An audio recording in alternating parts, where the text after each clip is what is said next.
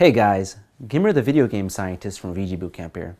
Now I know it's been a while since I uploaded a video.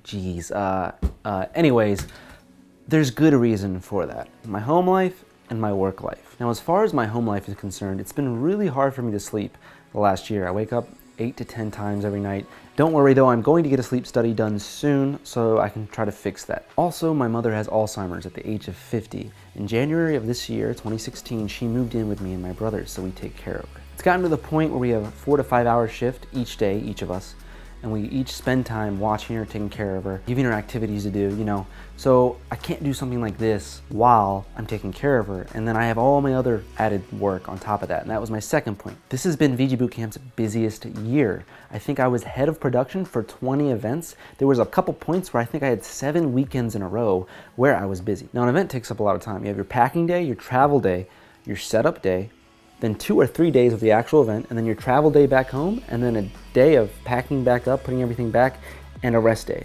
So each event takes an average of 7 days just to do it live. And now on top of that, preparation for each event takes about 24 to 50 work hours. So imagine that with 20 events throughout the year, it's taking up a lot of my time. So I hope you guys can understand that. All that aside, before we get started, this video is sponsored by Smash Amino Apps. My favorite thing about Smash Amino right now is how active and positive the community is. As soon as I went in there, I was greeted by people and they were really nice to me, so I think that's really cool. I just made a poll in the 3DS/Wii U community asking you guys who I should main in Smash 4. Right now I main Mr. Game & Watch, but I'm on the fence because I also have a Pocket Ryu and Fox, and they are better characters, so I'm not sure what I'm gonna do right now. Anyways, make sure to check it out and follow me. My username is GimR on the app. Be warned though, the favorite sections on your profile does show up in the main community forum. It has to be Smash related. Taco Bell chicken quesadillas will be removed by mods if you add it to your favorites. Lesson learned. Before we get started, Super Smash Bros. Runs at 60 frames a second. A frame is a unit of measurement for time. 1 frame equals 1/60th of a second. 15 frames equals 1/4 of a second. 30 frames equals half of a second. And 60 frames is a whole second. So on and so forth. When it comes to visual reaction tech chasing in Smash 4, it's almost impossible to cover every option, and here's why. When an opponent gets into a tech situation, they have 4 immediate options. A no tech that lasts 26 frames, a tech in and out, which each lasts 40 frames, or a tech in place, which also lasts 26 frames, just like a no tech. A no tech is very easy to react to visually because there's a very obvious indicator that you can differentiate from the other options on frame 1. It's a huge green splash. On top of that, your character flops like a Magikarp, and every character basically has the same animation, which is another easy indicator to react to. The initial animations for tech in and tech out are kind of hard to react to, but because they last 40 frames, you can just wait and see which side they're going to, and you have plenty of time to catch up and punish. When it comes to visual reaction tech chasing, tech in place is the problem. Tech in place is the mix-up that makes it hard to react to everything. You can reaction tech chase all the options with really weak punishes, like a tech in place you can jab it, but what I'm talking about is punishing tech in place with a really hard kill move, something that lasts longer, like Fox's up smash, which comes out in 8 frames. Because the difference between killing someone when reacting to their tech chase can totally change the outcome of a game. Now you're probably wondering, well, no tech is 26 frames long, and tech in place is 26 frames long. So why is it harder to react to tech in place than it is to react to a no tech? The main reason it's difficult to visually react to a tech in place is because the first 6 frames or so look almost identical to tech in and tech away, except for characters like Bowser where their animations are totally different. But the point is that initial 6 frames makes it so you can't start reacting to the animation until midway through. Whereas with no tech, you can start reacting on frame 1 because there's a very easy indicator. So with all that in mind, that turns the original 26 frame window into a 20 frame window for punishing a tech in place. If you watched Beefy Smash Dude's video about reaction time, they explained when you combine the display lag and the lag the game itself has, that's an extra 5 frames. So now this 20 frame punish window is a 15 frame punish window. So with all that information, let's talk about reaction time. Average visual reaction time for a person is 250 milliseconds. Now, if we convert that to frames, that's 15 in-game frames. Now, according to that logic, we shouldn't be able to punish tech in place on reaction, right? Well, not necessarily. Gamers probably have higher average reaction time. On top of that, with muscle memory, the more you see a situation, the faster you can react to it. Also, when you're expecting something to happen, you can react to it happening faster. Let's assume that the average Pro Smash player's visual reaction time is 10 frames. That bumps us down to around 5 frames. That means that by the time you react to it and all that lag is put into account, you have to use a move that's around 5 frames, or they'll be able to shield before it hits them.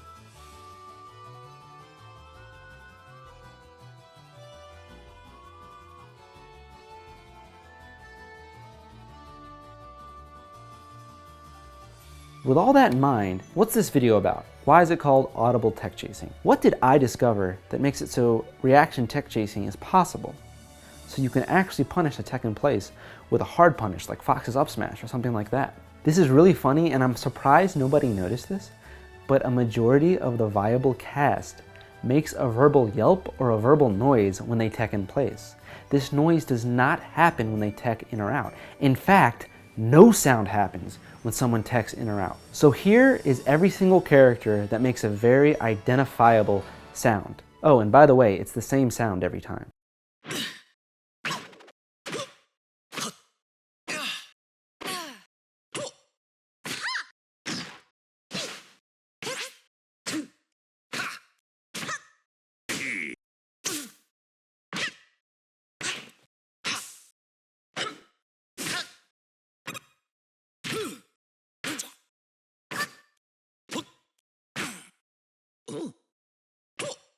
Now there are a few super viable characters that don't make any noise, or they make a very quiet noise, so it doesn't really count.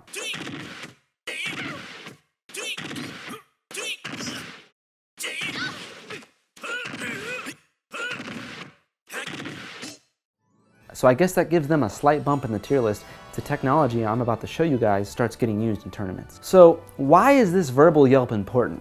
Well, there's two main reasons. First of all, it comes out on frame 1, so you can immediately start reacting to it. Now remember, like I said before, the beginning frames of a tech in place look so identical to tech in or tech away that you have to wait about 6 frames before you can even react to it. With a sound coming out on frame 1, you can immediately start reacting to the tech in place and know that it's happening. On top of that, audible reaction time is 1/3 faster than visual reaction time.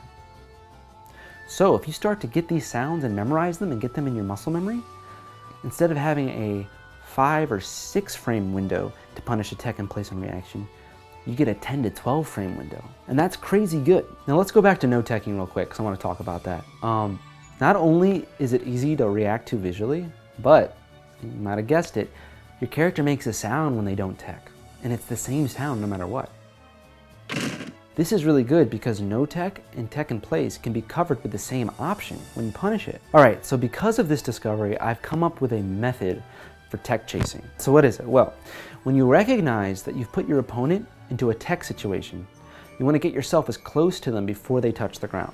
At this point, you want to listen for that audible yelp or that ground bounce sound. If you hear either of those at all, you immediately know they're either teching in place or they didn't tech. So I can just do my in-place hard punish. If you don't hear anything and you see the tech animation start, you know that they either teched in or that they teched away. So at this point you just wait and then visually react on the in or out tech because you have 40 frames to do it.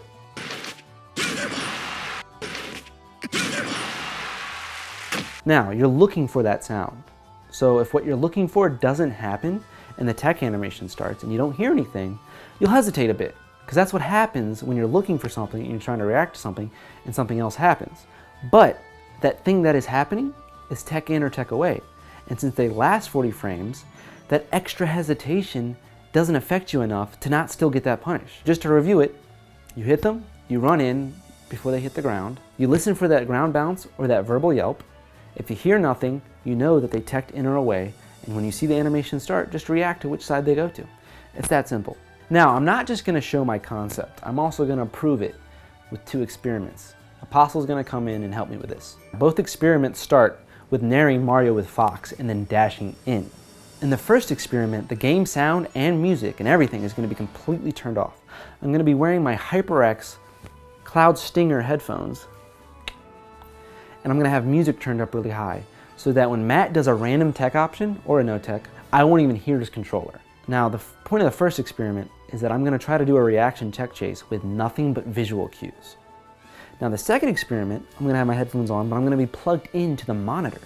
And I'm going to have music turned all the way to 0. I'm going to have character voices and the sound effects turned up 100%. This way, I can hear every single sound effect that happens. What I'm going to do is I'm going to nair Mario with Fox, and then I'm going to dash in, and I'm going to close my eyes. If I hear anything, I'm going to up smash. Now, if I hear nothing, I'm going to open my eyes, and I'm going to react to which side he texts to. If my original hypothesis is correct, I should yield way better results with experiment 2 than I do with experiment 1. All right, so Apostle is on his way in. Before we get this experiment started, let me explain a little bit more how it's going to work. We have an Excel sheet up, and we have a random number generator that's generating 1 through 4. So I'm not going to be able to read or subconsciously read Apostle's patterns. Every time I hit him and it starts a tech chase situation, afterwards, before we get the next hit set up, he clicks a random number generator. It generates 1 through 4. If he gets a 1, he's going to do a no tech. If it gets a 2, he's going to do a tech in place. If he gets a 3, he's going to get a tech left or a tech in. And if he gets a 4, he's going to get a tech right or tech away. The spin animation, remember, it's untechable. Anytime that happens, it's not going to count. So with that in mind, he's on his way in. Let's get these experiments started. I'm pretty excited about this.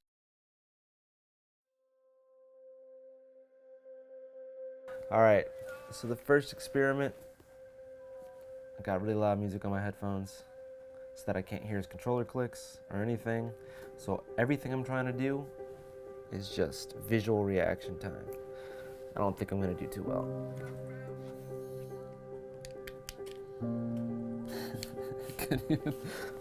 I couldn't even do anything. That's so bad. Ah! Did you mess up? Oh, it was a spin. It was a spin. Yeah, it was a spin. I keep forgetting. I keep thinking I'm messing up, but I'm like, 100%.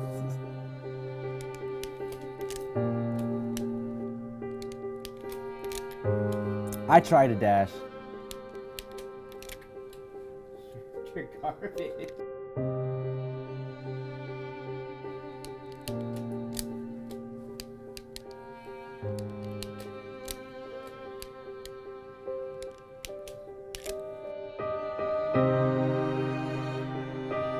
You know at the beginning of his tech roll animation, like he pulls back a second, right? It's hard.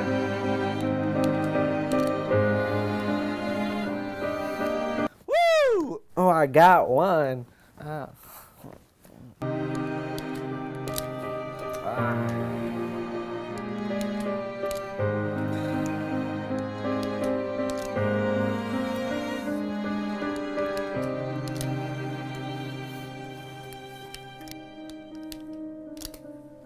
I might have gotten that if I didn't accidentally frickin' dash attack. I'm changing my controls real quick. I'm turning C-stick to up smash. You're ruining the experiment. I just change the C-stick to up smash. Might make it a little easier. It's a variable that shit change. Fine. I hate you. I almost got it.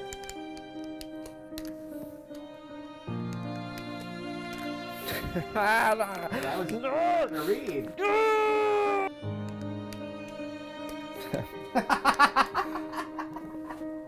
Alright, it's 20. You landed 3 out of 20. Huh? You had a 15%. Hey man, I'm getting some of them. You ready for the next? It's over? Yeah, it's 20. 15% right here. Alrighty, so I got 3. I got 3. 2 tech ins and 1 tech away. So that shows you how awesome I am when I'm trying to react to something. Alright, time for experiment 2, where I have my audio on. And what I'm going to do is I'm going to in air and I'm going to dash in and I'm going to close my eyes and just listen for the tech in place and the ground bounce sound effect. And if I don't hear it, I'm immediately going to open my eyes and try to react to the tech roll. It's going to be hard. I don't know if I can do it.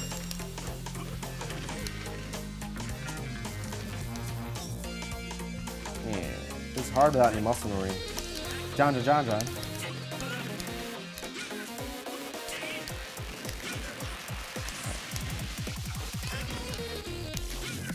Ah, that's hard.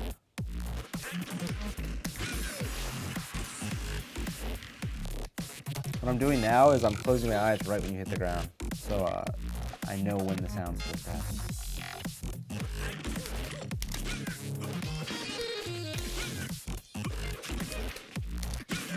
Wow. I'm surprised I actually hit that. That's the hardest one to hit, because I have to turn around.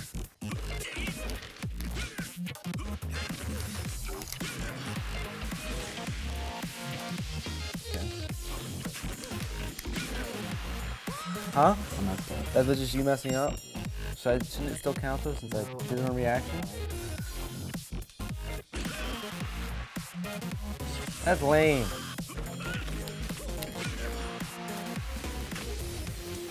Let's go.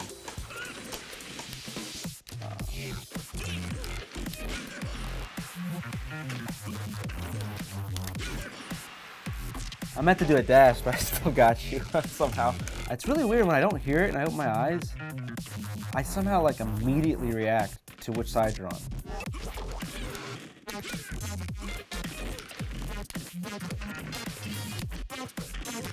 Oh my god. C5 from smashing. It only happens 25.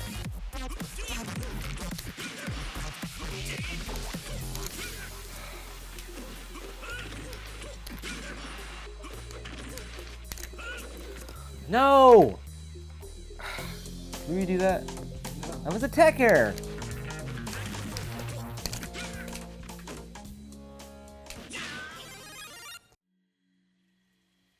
Alright, so just visual reaction, as I predicted, I was going to do really bad on the no tech and tech in place, and do decently bad on the tech in and tech away. So let's go on to experiment 2, where I had headphones on, I was listening to the game audio really loud, and after I hit him, I ran in and closed my eyes right before he hit the ground. And I was listening for the ground bounce and for the woohoo sound that Mario makes. And if I didn't hear anything, I opened my eyes and immediately tried to react to which side he was on and do dash up smash. So what do we got for this? Alright, so we had no techs, 5 attempts, tech in place, 6 attempts. Okay. Tech ins, 3 attempts, and tech away was 6 attempts. Okay. So for no tech, there was 5. How'd I do? For no tech, it was 5. You got 3 out of 5. 60%. Okay, that's not too bad. For tech in place, you got 3 out of 6, which is 50%. All right, and that's as opposed to 0 before that I was able to get when I was strict. Remember, strict reaction. This isn't me reading that he's going to tech in place. This is me just reacting to it. So I got 50% or better using just audio cues. I wasn't even looking at the screen when these things happen. So that's something to take into account. I got 45% on experiment 2 and only 15% on experiment 1. So even though experiment 1 helped my muscle memory a little bit, it was still only 20. It was only, I still only saw each option only like 5 times. So that is definitely not enough to get your brain like up there when it comes to muscle memory. So well, also, like, when people who are watching this are going to start implementing the tech, they're going to experiment with them. They're going to experiment with this themselves. So, you know, no experiment is going to be 100% fail-proof. Yeah. So just start looking up the information and testing out yourself. Yeah, so great experiment. Thank you, Apostle. Follow him at VGBC_Apostle on Twitter and at VGBC_Apostle on Snapchat.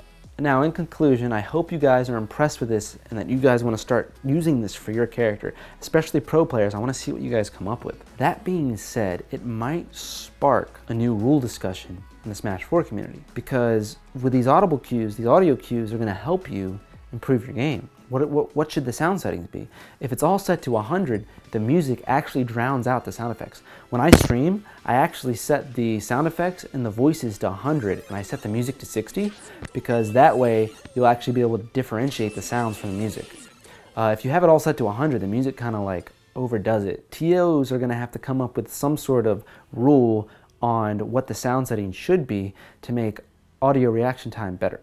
Now, something else that's important, most tournaments during pool play, there's almost no sound unless they have headphones there. And the reason for this is that monitors are really quiet compared to CRTs. So in essence, if a character has a strong tech chase game in Smash 4, when you play in tournament, you're kind of nerfed because you don't have those audio reactions available to you.